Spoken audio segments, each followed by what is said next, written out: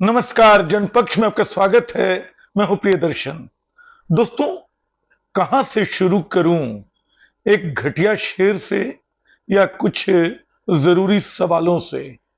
शुरुआत घटिया शेर से ही करते हैं, क्योंकि सवाल जिस पार्टी के हैं, जिस तरह के हैं, शायद उससे जुड़ जाते हैं। शेर है, वो समंदर खंगालने में लगे हुए हैं, हमारी कमियां निकालने में लगे हुए हैं। जिनकी चड्डियां तक फटी हुई थीं, हमारी टोपियां उछालने में लगे हुए हैं। शेर किसका है मैं नहीं जानता, लेकिन ये शेर कुछ महीने पहले जो मध्य प्रदेश के इन दिनों चर्चा में रह रहे पूर्व गृह मंत्री नरोत्तम मिश्र हैं, उन्होंने ये शेर पढ़ा था अपने विपक्षियों पे प्रहार करने के लिए। आज हालत ये है, लग रहा है कि शेर उन्हीं पे लागू हो रहा है और अपनी पार्टी के नेताओं पे ही लागू हो रहा है। पिछले 2-3 दिनों से दतिया में जो उनका टिकट काटा गया चुनाव का, उसके बाद जो कुछ हुआ, उससे कई सवाल पैदा हो रहे हैं। पहला सवाल तो यही है, क्या नरेंद्र मोदी का जादू अब खत्म हो रहा है? क्या वो जादू बीत रहा है? दूसरा सवाल, क्या बीजेपी धीरे धीरे अराजक कार्यकर्ताओं की वैसी ही फौज में बदल रही है जैसी कभी कांग्रेस हुआ करती थी? तीसरा सवाल, क्या प्रधानमंत्री मोदी और उनके लोगों ने मिलकर एक ऐसी कार्य संस्कृति, एक ऐसी राजनीतिक संस्कृति विकसित कर दी है जिसमें सब कुछ सड़क पे निपटाया जाना है? सवाल और भी हैं, लेकिन इन 3 सवालों के आसपास मैं अपनी बात रखूंगा, क्योंकि ये सच है कि प्रधानमंत्री नरेंद्र मोदी की इन दिनों कोई आलोचना की कल्पना नहीं कर सकता है। आज ही नहीं, पिछले कई वर्षों से प्रधानमंत्री मोदी को आपने छुआ तो आपको करंट लग जाएगा। मैं ये करंट एक बार नहीं, कई बार झेल चुका हूं। पहली बात तब की है जब वो मुख्यमंत्री ही थे, प्रधानमंत्री नहीं बने थे। मैंने हिंदी के एक अखबार में एक लेख लिखा, उनकी आलोचना की। इसके बाद मेरे खिलाफ 1-2 नहीं, 74 गंदी गंदी गालियां उस पत्रिका के, उस अखबार की वेबसाइट में जब लेख प्रकाशित हुआ तो उसके कमेंट बॉक्स में थी। मैंने और पत्रिका के अखबार के संपादक ने, दोनों ने मिलकर गिना था, कुल 74 गंदी गंदी गालियां थी। ये शायद 2013 या 14 के शुरुआती दिनों की बात होगी। तो आप मोदी जी को इस देश में टच नहीं कर सकते। वो भगवान हैं, बस उनकी मूर्ति लगाई जानी बाकी है, उनको देवता घोषित किया जाना बाकी है। जो उनके भक्त शायद करते रहे, ये भी बाकी नहीं है। लेकिन अचानक इसी भक्त पे, इसी भगवान पे, उन्हीं के धर्म से कैसे प्रहार हो रहा है? जब जेएनयू में कुछ लोगों ने नारा लगाया था मोदी जी के खिलाफ, तो बिल्कुल संसद में मोदी जी ने आकर उसका जवाब दिया था। राष्ट्रपति के अभिभाषण के दौरान उत्तर देते हुए उसका, उन्होंने जेएनयू के 5-6 लड़कों के उनको कुछ उनकी उन पर टिप्पणी किए जाने को लेके मोदी कुछ ऐसी ही बात थी, मैं वो भूल रहा हूं कि उन्होंने एग्जैक्ट क्या कहा था, लेकिन जो कहा था उचित नहीं था, अशालीन था, और उसकी आलोचना जिस मंच पे होनी थी हो रही थी। किसी ने कहीं से गाली दे दी थी, उसकी भी चर्चा हुई थी, उसको भी पब्लिक अपनी बहसों में संसद में प्रधानमंत्री खींच लाए थे एक गाली को। अभी हालत ये है कि तब तो विपक्ष के लोग गाली दे रहे थे, ओह मोदी तेरी कब्र बनेगी, ऐसा कोई नारा जेएनयू में लगाया गया था। खैर, वो कुछ लड़कों का नारा था। अभी तो हमने पाया कि उनकी समर्पित पार्टी के समर्पित कार्यकर्ता मुर्दाबाद के नारे लगा रहे हैं उनके नाम के। 12 घंटों तक हाईवे को जाम किया हुआ है। और तमाम लोगों को गालियां दे रहे हैं और बीजेपी के फैसले पे सवाल खड़े कर रहे हैं। यहीं से सवाल पैदा हो रहा है, ये हिम्मत कहां से आ गई इनमें और किसके लिए आ गई? नरोत्तम मिश्र किस खेत की मूली हैं? आप ध्यान से देखिए तो 2023 का विधानसभा चुनाव वो कांग्रेस उम्मीदवार रविंद्र भारती के हाथों हार चुके थे।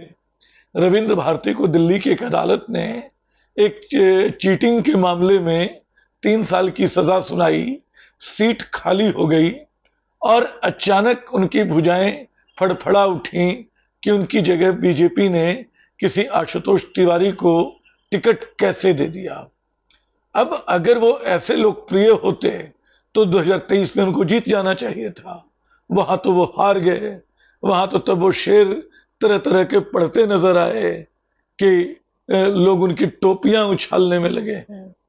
अब वो हारा हुआ उम्मीदवार दावा कर रहा है कि उसकी लोकप्रियता इतनी है कि लोग सड़क तक जाम कर सकते हैं, पूरे 12 घंटे तक सड़क जाम रख सकते हैं, पुलिस वालों पे पथराव कर सकते हैं, प्रधानमंत्री, गृह मंत्री और मुख्यमंत्री के को गालियां तक दे सकते हैं।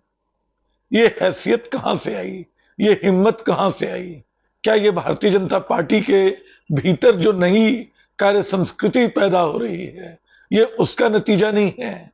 आप ध्यान से देखिए तो लगातार एक तरह की हुड़दंग को, जिसको पुलिस चुपचाप देखती रहती है, बीजेपी के भीतर बढ़ावा दिया जा रहा है।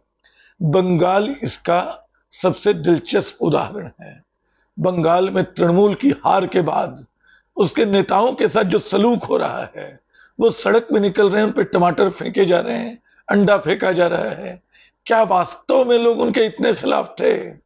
वोटों का प्रतिशत तो ये नहीं बताता है, वो बताता है कि अब भी बंगाल का हर तीसरा आदमी तृणमूल के साथ, ममता बनर्जी के साथ है, इससे कहीं ज्यादा लोग साथ हैं।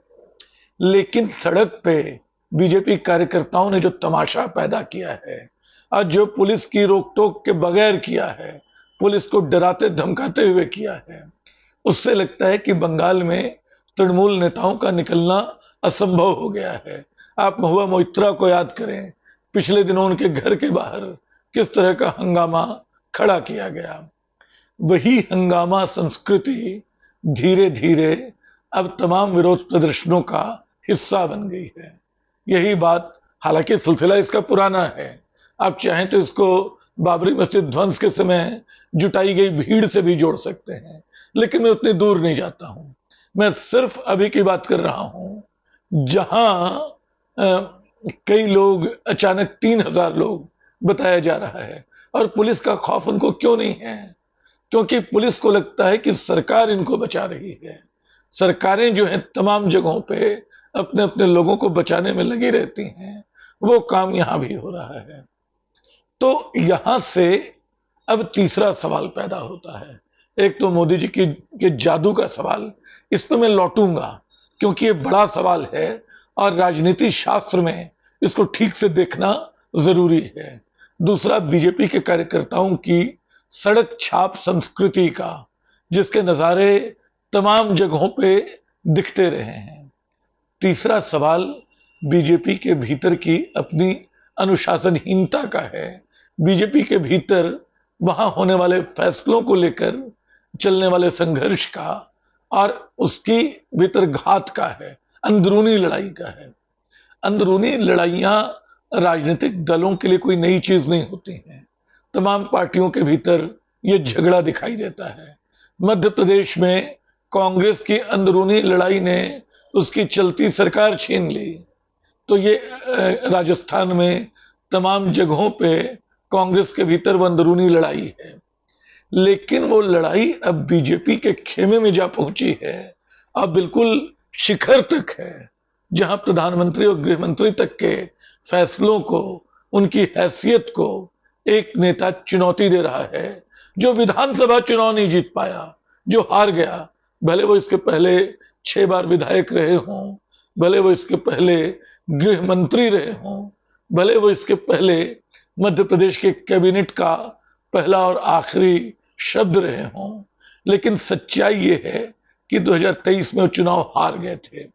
इसके बावजूद उनकी हिम्मत और हैसियत ऐसी बची हुई है कि प्रधानमंत्री को उनके कार्यकर्ता प्रधानमंत्री को अनाप शनाप बोल सकें, मुर्दाबाद के नारे लगा सकें और मोहन यादव को खुलकर गालियां दे सकें, गंदी गालियां। तो ये बात असल में बताती है कि गुटबाजी बीजेपी के भीतर है, बल्कि वो हर जगह दिख रही है।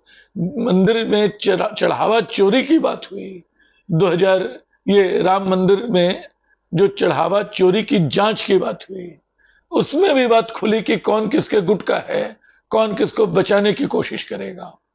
तो हर जगह गुटबाजी चली आई है, बीजेपी के भीतर चली आई है, उसके फैसलों में चली आई है। और अब नरोत्तम मिश्र घोषित अनुशासित कार्यकर्ता की तरह कह रहे हैं कि उनको आला कमान का आदेश स्वीकार्य है और वो अपने उम्मीदवार की जीत के लिए भरपूर कोशिश करेंगे। वो जीतेगा, ये उनका ऐलान है। हो सकता है जीत जाए, लेकिन अभी दतिया के उम्मीदवार का सवाल मेरे सामने नहीं है। मेरे सामने प्रधानमंत्री का सवाल है, जिसको पॉलिटिकल साइंस में पर्सनालिटी कल्ट कहते हैं, हिंदी में आप व्यक्ति पूजा कह लें। उसका अध्ययन बहुत पुराना है। स्टालिन और हिटलर और मुसोलिनी सबकी स्टडी होती रही है। और स्टालिन के बारे में तो किस्सा मशहूर है कि 1993 में, माफ करेंगे, 1953 में स्टालिन की मृत्यु हुई थी।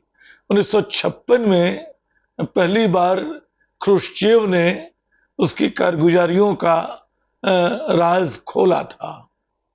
कहते हैं कि जब ये राज खुला तो कई लोग बिल्कुल सदमे में आ गए। दुनिया भर में इसकी चर्चा हुई। स्टालिन खलनायक बना दिए गए। हालांकि अब भी स्टालिन को लेकर बहस जारी है कि वो कितने बड़े खलनायक थे और कितने बड़े नायक थे, जैसे मोदी जी को लेकर जारी है। लेकिन स्टालिन का जादू ऐसा था कि 1953 में उनके देहांत के बाद 3 साल बाद जब ख्रुश्चेव ये सब बता रहे थे, तो उनकी हिम्मत नहीं थी कि एक बार स्टालिन का नाम ले पाते। वो आवर एक्स जनरल सेक्रेटरी कह के सब करते रहे थे। तो पर्सनालिटी कल्ट जो बनता है, जादू जो बनता है, जिसके सहारे पार्टियां और व्यक्ति उसके पीछे पीछे आंख मूंद के चलते रहते हैं, इसमें संदेह नहीं कि प्रधानमंत्री मोदी ने पिछले 2 दशकों में कम से कम ये अपनी एक हैसियत बनाई है। एक बहुत बड़ी आबादी, बहुसंख्यक आबादी उन पे आंख मूंद के भरोसा करती है। ये सच है कि एक छोटी सी आबादी उनसे बहुत नफरत भी करती है, क्योंकि उसकी स्मृति में कई घटनाएं ऐसी हैं, कई नए बदलाव ऐसे हैं जो बिल्कुल वास्तविक हैं और जो जाते नहीं, जो एक जख्म की तरह बचे हुए हैं। लेकिन मैं पहली बार देख रहा हूं कि जो देवता बनाया जा रहा है वो अपने भक्तों द्वारा ही लांछित किया जा रहा है। तो जादू जितनी तेजी से चढ़ता है उतनी ही तेजी से उतरता भी है। अचानक मुझे डर लगने लगा है कि प्रधानमंत्री मोदी का जादू अब उतार पे तो नहीं है, क्योंकि जादू जब तक चलता है तब तक सब कुछ ढके रहता है, लेकिन वो उतरता है तो कलई खुलती चली जाती है। अभी बहुत सारी कलैयां खोली जानी खुलनी बाकी हैं, उनका रंग उतरना बाकी है। फिलहाल यही सवाल कि क्या वाकई प्रधानमंत्री का जादू उतरने लगा है और इसका क्या असर बीजेपी की राजनीति पे होगा, ये आने वाले कल को 2027 के यूपी के चुनाव में पता चलेगा। क्योंकि वहां भी एक पर्सनालिटी क्लैश की बात कही जा रही है। एक कल्ट प्रधानमंत्री ने बनाया है अपना, तो उन्हीं की राह पे पीछे पीछे चलते यूपी के मुख्यमंत्री योगी आदित्यनाथ अब उनको चुनौती देने की हैसियत में पहुंचते दिखाई पड़ रहे हैं। तो बीजेपी के भीतर ये जो टकराव है, जिसके कई चेहरे, जिसके कई टूटन सड़कों पे, अलग अलग बैठकों में दिखाई पड़ रही है, उससे ये सवाल पैदा हो रहा है कि क्या प्रधानमंत्री मोदी अब वो तिलिस्म खो बैठे हैं जो कभी उनके चारों ओर रहता था, उनको बिल्कुल महामानव साबित करता था। शुक्रिया।